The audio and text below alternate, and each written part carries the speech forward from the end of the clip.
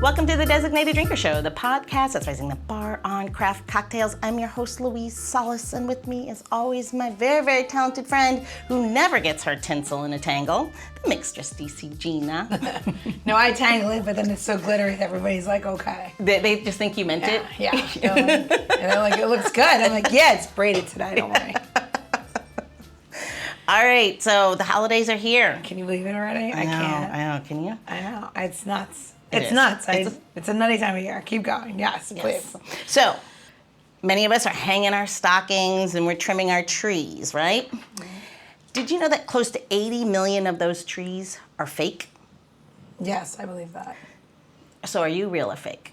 I have a real tree and a fake tree. Oh, interesting. Yes. I have one tree that looks like from 1970s, like disco vibe, because I just happen to love Goodfellas. Goodfellas is a sandwich on my menu. It is. Goodfellas is a movie I love. But I love when she hangs the Christmas tree. She's like, I love this one. She has all the Barbies. I don't know. I love the tree. So I have a white Christmas tree. Cool. Yes. And a real one. And a real one for my old-timey Christmas, yes. There you go. I do real, and I do two. I do one upright and one upside down. Well, that's perfect. Yeah, because I hang it from the ceiling. Which is amazing. Yeah. So here's a funny thing. You talk about your fake tree. Do you know polyvinyl trees have only been around since 1964? I can believe that too. I did not. I thought they were it would have been longer. But now if you flash forward about 60 years and approximately 94 million people deck their halls with Christmas trees. And 84% of those trees are artificial. And get this, I got that according to the American Christmas Tree Association. I believe it. It's easier. You unhook it, you throw it in your closet, you put it up whenever you want. Whenever you want, you put it up in July. You don't have any well, some people leave their Christmas trees up and have a love tree. Yeah. You know? Well, that's just because they're getting lazy. Or an Easter tree. Well, your white one, you could do that. Yes, I do a love tree. So I'm like, some people have a love tree.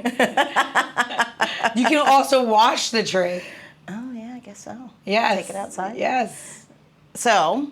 See, now maybe, but I also it's bad for the environment, all that plastic. Well, there's some debates on that too, because the the trucking of real trees, that's a whole nother scenario of which one's better. But it doesn't really matter, right? No matter if your tree is fake or real, adorned with tinsel or garland. You can cut down your Christmas tree of your neighbors. I wouldn't do that because I think that'd be bad neighbors. That's not good Christmas making. You can ask. Maybe ask. I would suggest asking first.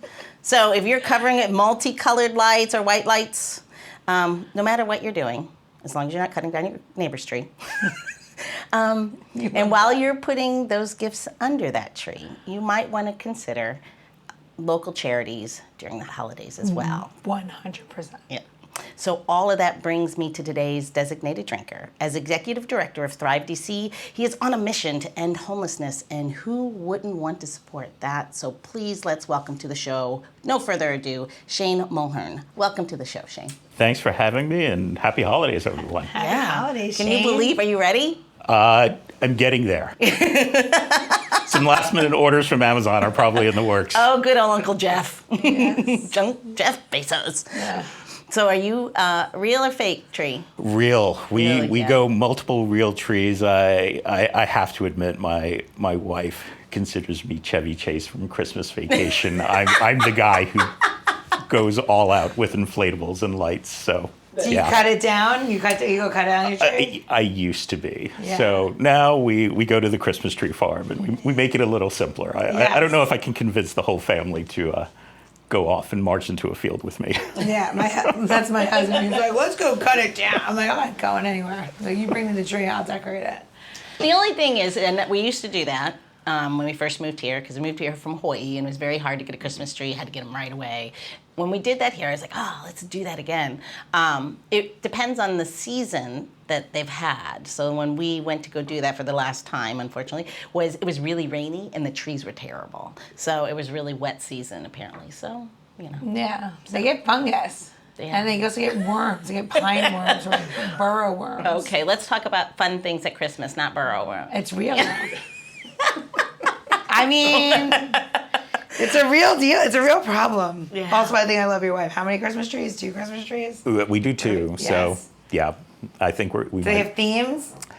We do themes. So there is the one that is the crazy colored lights with all the crazy ornaments, and then there's the more traditional one that's with the white lights. Yes. So I like to call it the old-timey Christmas tree. yes, we do both. Yes, I love that. You know, mine match my house. Please. Louise is like literally unnumbered order. Like, it's the wrong branch. I have children, so my entire bottom of my tree is completely full, and like there's 2 ornaments up top. I have 3 kids, 13, 10, and 6. So at least we've got the height. We never get the back of the tree. Yeah. That's always Oh, the plenty. back of the tree is never going to happen, right? It's good. I mean, I don't know. I love it. That's my favorite thing to do with my family. It's nice. It's a nice thing to do. It should be enjoyed by all. It should be. So speaking of, we definitely want to backtrack and find out all about your professional career and how you got there, because it's always really interesting and really inspiring too. But will you please tell our listeners just a little bit about Thrive DC? Sure. Thrive DC is a local DC-based nonprofit. We serve the Ward 1 community, and we really focus on the issue of individuals experiencing homelessness. And I use that language very specifically, and it's individuals, right? And I think for all of your listeners, homelessness is a growing problem, right? It's a complex problem. It's in the news. And, I guess thinking about this show, right, you wouldn't say whiskey, right? And just sort of like think one thing, right? Right. Is it scotch? Is it bourbon? Is it rye? Is it, a whole host of different types of drinks. And, homelessness is actually the same, right? There are individuals who are experiencing homelessness, who have been persistently homeless for decades. And the intersection of mental health challenges, the intersection of addiction, right? Really individuals who have been not served throughout their life, right? And go back into what they experienced in school. And then on the other side of the spectrum, you might have families that are experiencing homelessness. You might have women and children who are fleeing domestic abuse, right? And sort of a whole range in between, right? And so there's a lot of stereotypes about what makes a person homeless. And it is actually a complex issue. So Thrive really focuses on that first group, the individuals who have been persistently homeless for years, if not decades, right? And the intersection of mental health services, addiction services, and getting them connected to housing. So we really work in the Ward 1 community and those individuals who are almost furthest away, and we meet them where they're at, right? I was going to say, that must be some of the hardest places to Yeah. help, and harder to even get society as a whole to find a place Yeah.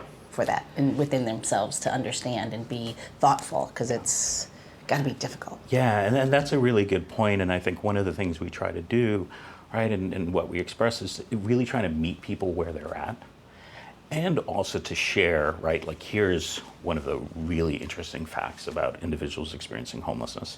80% are homeless in the community that they lived in, right? It is, individuals experiencing homelessness actually have a home in terms of a community, right? The vast majority of the clients we serve live in Ward 1. Wow. And have lived in Ward 1. And this is true nationwide, right? So as we think about, kind of, and it is hard, right? And individuals kind of walking down the street and you see somebody who is clearly homeless and maybe having some sort of episode, right? What do you do? And that's hard to kind of like, what do I do? Yeah. But those are members of your community. And what we try to do is keep our clients connected to community and provide them with the emergency services they need to get them back on track. And that starts with, healthy food, and then progresses into showers and laundry.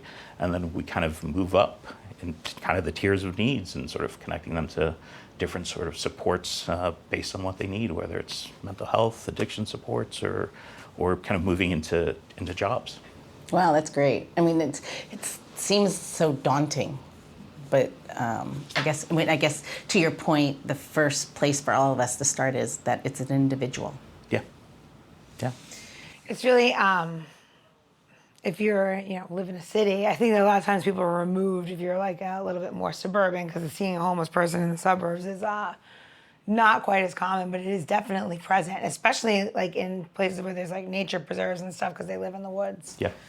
And I feel like people might have the misconception that this is a city problem. This isn't everybody's problem. Just because you don't see them, they exist. Especially like, and I'm just going to say I live up in Maryland, Pennsylvania border, West Virginia, Pennsylvania, all the,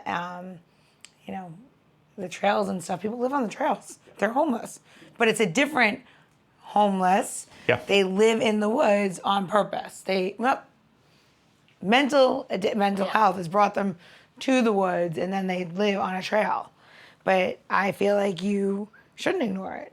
And I commend Thrive DC for the work that you're doing, because it's not easy to approach an individual in need and let them accept it. It's real. You see it every day in DC. If you drive around, you see it every day. I have friends that hand out socks, like packets of white socks and t-shirts and stuff to homeless people instead of like money, because they can't do laundry, and your feet are the first thing that in homelessness that is the first thing that's going to be how you're going to get very sick. You're actually spot on, right? If you want, thinking about our listeners who want to do something, we are always in need of socks. Yeah. Right. It is. You kind of think of those small things you can do, and like to really meet people where they're at, and right, we provide socks and underwear, and just an abundance of need, right? And so kind of thinking about like the little things that I think each one of us can do, and we see it every day, right? And this is a big issue, and we have volunteers in our dining hall every morning, right? Thinking about the team back at Thrive who live supporting these individuals day in and day out. So while it's really challenging, I think there's a lot of hope. And thinking about this season of giving, right? There are a lot of opportunities to make a difference in the lives of really your neighbors. Yeah. To that, I mean, it's sometimes, like I said, it feels daunting, but there are these small acts that we can do easily. And I think when we spoke a couple days ago, you were like, just buy a second pair of socks when you buy your own. Or donate, right? Donations would be even better, right? Yep. Donations are huge. To give you a perspective, like individuals account for probably 40% of our operating budget. And these are individuals signing up and donating $10 a month, right? So you think of a cup of coffee you buy, 1 day a week, right? And it's just, it adds up. And we have hundreds upon hundreds of people within the community doing that. And it makes a huge difference. Yeah.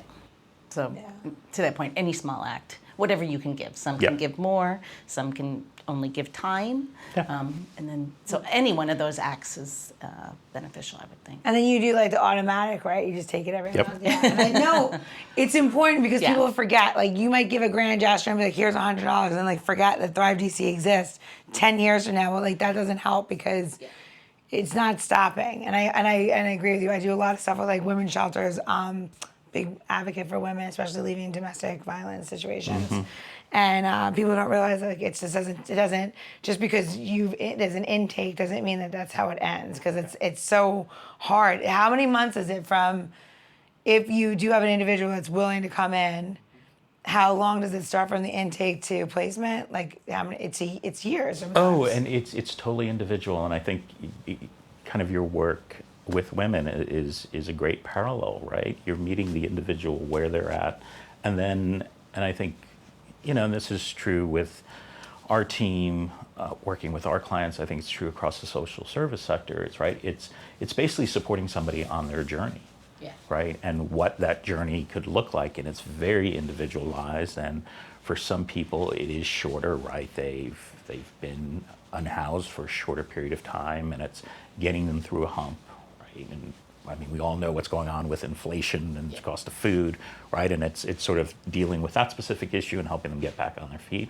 For other individuals, it is helping them with day-to-day existence, right? The housing is critical, right? The leading predictor for becoming homeless is affordability, right? And once somebody is housed, it's not like the work ends there. Yeah.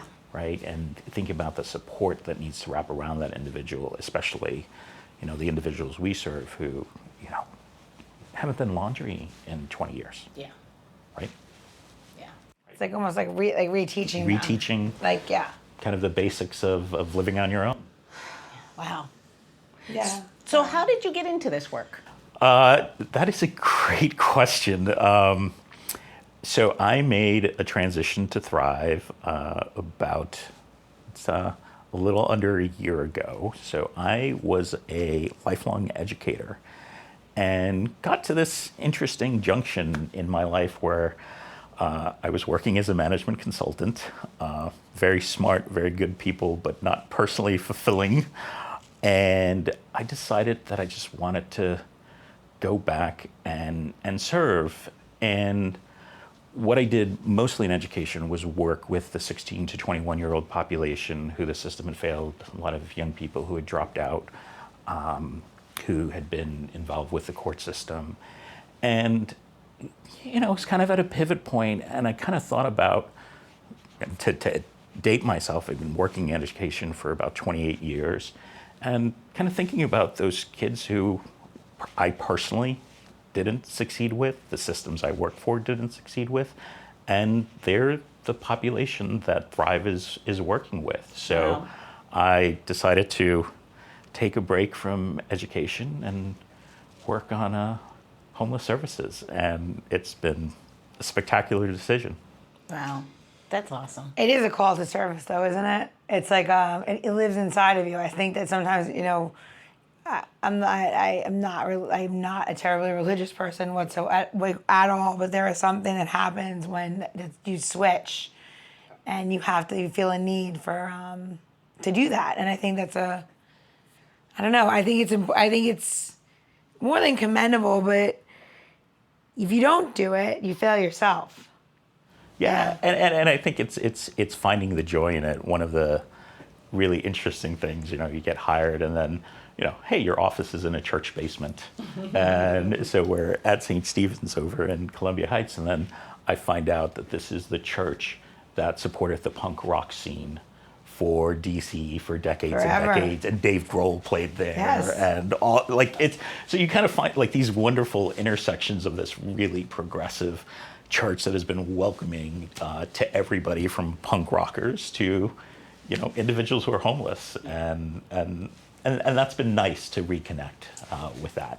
I find, if I can add this, I think that another thing about homelessness that people don't understand is that somebody can be living in a house next door to you with no utilities and no food, and that is definitely considered a portion of homelessness and in need. And that's another thing that I know. I don't know if Thrive does it, but some people do help with electricity, water bills, and just pantry items to help.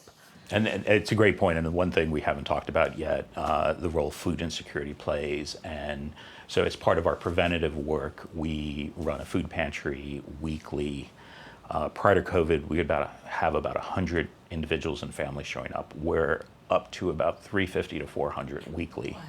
And where, through great partners like DC Central Kitchen, Capillary Food Bank, right, through our own resources, we purchase food, hand out food to individuals and families. That's where we kind of go beyond our kind of core client base, because you're exactly right. It's not just the roof over your head. It's utility bills. It's the cost of food. All of that is playing in, and we're just seeing massive increases in need. That's what our church does right now. We're raising money for people that can't afford electricity. It's that brings me to an important part when we give so. I'm guilty of it too. I've got to find a gift. I've got to give something. I've got to buy somebody a thing. Well, what if you donate it in their name? Think about those things, and those are the small things that we can do instead of, getting somebody that $25, $30 gift out of obligation. What if you turn that money into a donation in their name? I mean, just little things like that people can do that can make such a difference. And I think that's sometimes where people go, well, my little $25 can't do anything. but it can, even if that's all you have. But if you have more, then we obviously suggest you give more. But sometimes, that's all that one can do, and that can be so meaningful. Way more than that silly, oh hell, I got to find something. And even if it's not money, it's time, right? Yeah. So every morning we're serving breakfast. And But I like Wow. your idea of community, you're feeding your community, and I think that people forget sometimes they're part of a community. Even if you work in your house, you've never left your house since COVID, you live in DC, you live in a condo, you live in an apartment, whatever it is, you are in a community. And you don't even know if your next door neighbor is experiencing what's happening just because they're technically housed right now. You have really no idea what's going on. And you can be part of your own community. And it's really important. It's just important that you're only as good as your neighbor. Yep. So you might be very wealthy and your neighbor might be very, very poor and starving, but you're only as good as that person. So you lift them up. It's a very simple way to live, but people forget that. They just do. You're just so selfish. It's such a great point, and since there's part of the personal journey. My dad was a former Catholic priest, and one of the things he would say is, I hope it was former. It is former, yes. We don't have the timing exactly down. I will admit that. That might be intentional. Although I wish they would just lift it and let the Catholic priests marry. It's so Yes. silly at this point, but whatever. Maybe the Pope will hear this. Yeah. But one of the things he shared, right, the human condition, we're the wounded healers of the wounded, right? We've all lived our challenges, right? There are people experiencing challenges, and that idea of connecting and that idea of community and how critically important that is. No, it really is. It is important. And so I think this would be a perfect time for you to give, Gina. I'll give. Let me give a little tip, a little holiday tip for your at-home needs. Exactly. All right. For your parties, which it sounds almost sad that I'm saying that. Everyone understands. Well, happy holidays, everybody. I'm going to make one of my favorite drinks, and you have to start off with making scorched milk. And I know it sounds crazy, right? I want you to burn the milk. Isn't that nuts? It's kind of silly. Well, we don't have a kitchen where we are, so we're going to have to improvise here, but building this is actually important, right? So when you're making scorched milk, you don't want to make pudding. So what you want to make is the base for a loose, creamy, milky cocktail. And you can either use real milk, cow's milk, that's real milk, not almond milk, it's not real milk, it's almond water, it's still delicious. You can use it, it's fine, it's just not what I'm talking about.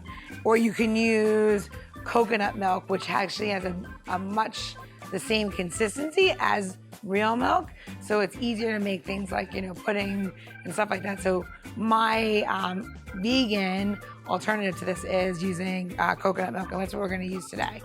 So first thing you're going to do is you're going to put a cup of sugar in your pot, and then you're going to add, you can add 1 can of Goya coconut milk. I really like this product.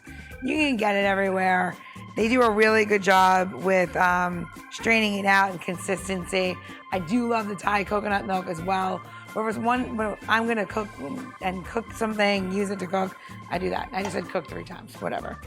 Anyway, maybe I've had a little bit of cocktails today. Anyway, you're gonna put this inside your pan. So you're adding the 1 cup of milk, you're adding essentially 2 cups of coconut milk. So you're just doing 2-to-1 ratio. And this is where it becomes really personal. What do you like? For me, I like bay leaves, a little bit of nutmeg, and ground cardamom. Some people use, cinnamon in every single thing. I feel like the holidays are an excuse to over pumpkin, over cinnamon. And there's all these other beautiful spices around the world, and cardamom is one of my favorite. And you just take this and you're gonna put it over a heat on your stove, about a medium heat, and you're gonna consistently stir it. And just like when you're making real pudding, it'll rise. And when it starts to rise, take the pot handle and move it off. Keep stirring it, put it back on. You constantly want to keep reintroducing it to the heat so you get a little brown skim on it. And when you're done, and when you're all finished with this process, and it should take you about 7 to 8 minutes, you're gonna be left with this beautiful tanned milk. And it is so lovely. And you can heat this up for non-alcoholic beverages. This is such a cool alternative for hot chocolate. It's just really quite lovely and something nice to share that isn't tradition yet in your house. So enjoy your scorched milk. Scorched milk, Gina. Huh. You just taught me something new. Well, I mean, it's kind of interesting, right? When you put like cardamom in the milk and then like it has like soothing elements and like totally drink it. My kids drink it, like just cardamom, a little bit of bay leaf, and it's just like a nice holiday alternative to a very sugary version of hot chocolate. It's lovely. So there are other places in the world than just here, right? Yeah. Yeah, it's nice. And it's just like it's a fun thing to do. Cool. Well, thank you for that. Yeah, and you can always switch it up. Yes. Using coconut or whatever you want. Sorry. Cool. Yeah. Well, I don't know why I said sorry. Use the coconut milk. It's nice. Yeah, vegan exactly. friends. Yeah. Okay. A little tropical. All right, so this brings us to the end of part 1 with designated drinker, executive director of Thrive DC, Shane Mulhern. But if you're anything like Gina, me, Shane, or Santa, one round is just never enough. So go top off that cocktail and get ready for part 2 of this episode as we continue our boozy banter. And I think Gina's gonna share a delicious cocktail recipe, right? Absolutely. Make sure to remind us that it is always better to give than to receive. That's right. Cheers. The Designated Drinker Show is produced by Missing Link, a Latino-owned, strategy-driven, creatively fueled production co-op. From ideation to creation, we craft human connections through intelligent, engaging, and informative content. Also in the Missing Link lineup of podcasts is Rodger That, a podcast dedicated to guiding you through the haze of dementia, led by skilled caregivers. Now, if you're looking for a whole new way to enjoy the theater, check out Between Acts, an immersive audio theater podcast experience. Each episode takes you on a spellbinding journey through the works of newfound playwrights, from dramas to comedies and everything in between. Find Missing Link's League of Podcasts on Apple Podcasts, Spotify, or wherever you listen to your podcasts. And while you're there, please don't forget to follow, download, and review the shows. Your reviews help our shows reach new audiences. To find out more about Missing Link, visit missinglink.company. That's missinglink.company.